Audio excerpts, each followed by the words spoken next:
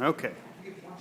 And after about 45 years of research with this group of people, the Cowans originated with the Cahoon clan. The Cahoon clan was in Scotland, in the lowlands of Scotland. And the Cowans was a group that came off of Cahoon. And in the late 1600s, King James started Northern Ireland plantation in Northern Ireland. North Ireland. And the Scottish and a few English and a few Welsh were invited over to start a plantation, and they did. It was very, very profitable. It was an agricultural place. And they're selling stuff to Spain and France and all over. Well, about in the early 1700s, they decided that wouldn't do. You got a new king in England, and he says you got to sell it to England. And they said, well, essentially said we're not going to do that.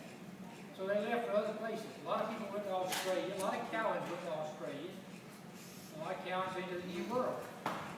Now the Cowans that came into the New World came into Philadelphia in Pennsylvania. And one of them was a young kid named James. He was, I don't know how exactly when he was born, but he was probably 10 years old. And he lived in the county there, Lancaster County for a while. And he grew up and he got married there. And he had a wife, which I don't know what her name was, but anyway, they had a kid named John. Now, John was married to Hannah Woods. This was all in Pennsylvania. And they had 600 acres of land, and the Cowans always bought all the land to see who would get the most land the quickest, I think. But they had 600 acres there. Now they moved down into Pennsylvania then and started following the great wagon road down through Virginia, down into the edge of North Carolina, down into South Carolina, into Georgia, and down to Alabama. It's still there today. And he had a son named John. And that was James had a son named John, and John had a son named John. And he married a woman named Margaret, somebody or other, her last name.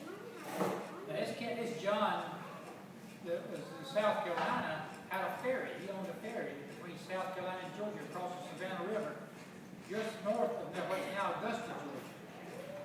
And then, of all things, this John had another son named John. They had other kids in there too, but I'm just telling you the ones in our line. And this John, they had married Susanna Glover. Now, Susanna Glover, this was in late 1700s anyway. And they moved down to Georgia, a couple times, stops in Georgia. I won't give you the name of the counties and everything, but a couple of stops in Georgia. And into Alabama. Now, John and Susanna ended up in Alabama, Margaret County, just north of Lake Point up there. And the property is there. I have seen it. I know the exact description of it. I've looked it up. The road 105, I believe, north of Lake Point, goes right through this property. If you go down there off of 331, what's that street there? 431. Anyway, the road goes through you fall, it turns to the right and goes back to the river, the old river road. And they had a kid, John and Susanna Glover had a kid named John Glover Cowan. Same name as mine, but the Cowan was spelled C-O-W-E-N. And John Glover always spelled his name that way. I have no idea why he did it. All his father and his grandfather and his sons all spelled it C-O-W-E-N. But he chose C-O-W-E-N.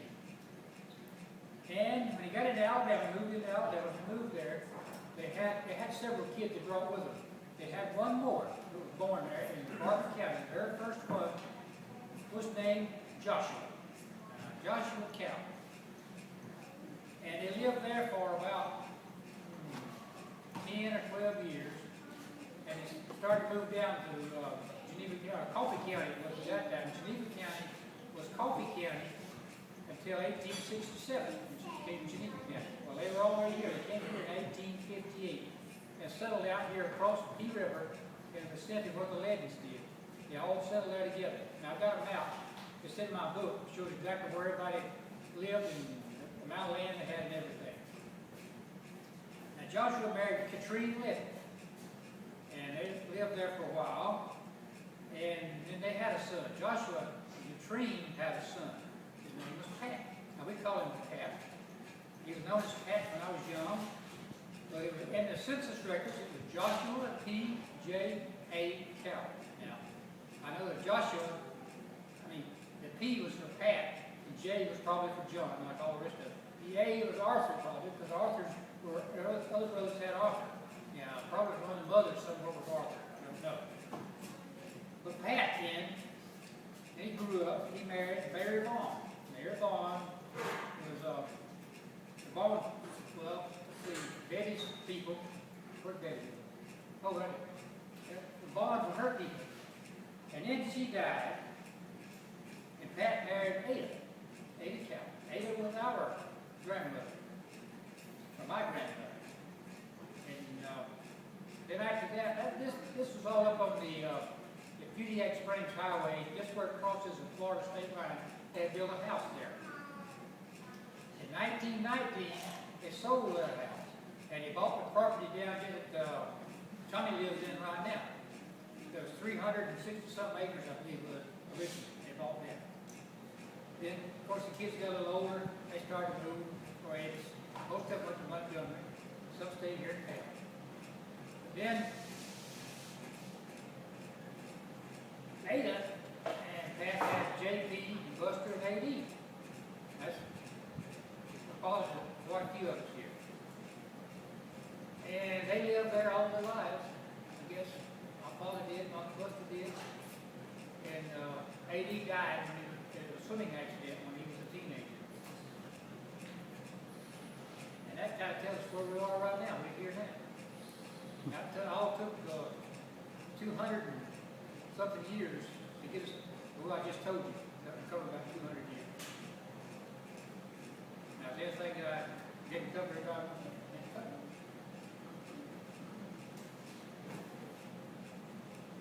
Well, that's the calendar. My book that I've been working on for 40-something years is being printed right now. I thought it'd be ready for the reunion, but it's not quite ready yet. Probably in late summer. I'll get it back. And it'll be $40. That's what it cost me. That's exactly what it cost me to print it. It's $40. And to ship it to you. And it's a first-class book. I'll have to say I did it myself. It's a first-class book. Looks like you go down to the bookstore and buy it. I think you'll like it. It tells all this stuff. And it's got pictures of all kind of pictures and maps and places and times, etc. Now, Rachel, you want to talk something? You want to say something? He always says I want to talk.